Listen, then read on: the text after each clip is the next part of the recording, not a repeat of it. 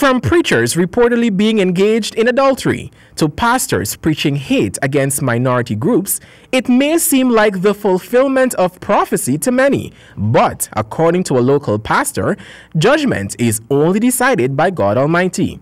Pastor Eworth Williams, during an exclusive interview with Nightly News, explained that while these religious leaders would have taken an oath before God, the actions of leaders will ultimately affect other denominations.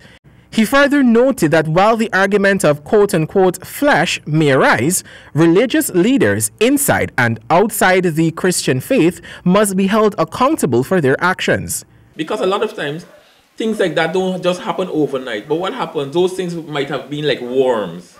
But what happened, we cause it now to become giants that now has overcome. If we fail to confront, then we will never overcome. So we've got to confront those things in our lives, especially in this season. What is it that is causing this or X or Y to, because it's going to sooner or later overcome. Whatever is in the darkness always comes to light.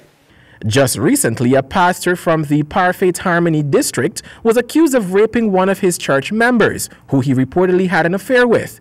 Before that, another pastor from Berbice was sentenced to prison for raping an underage girl whom he was counseling. Then who can forget the Pope London sex scandal?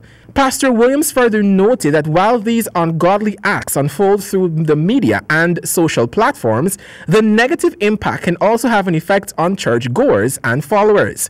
He said it is important for these individuals to have forgiveness for their respective leaders.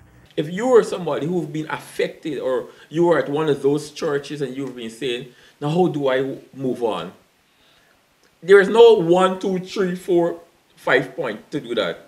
But number one, what is important is to allow God to continue to speak to you. God to continue to direct you. God, and we don't try to judge anybody for what has happened.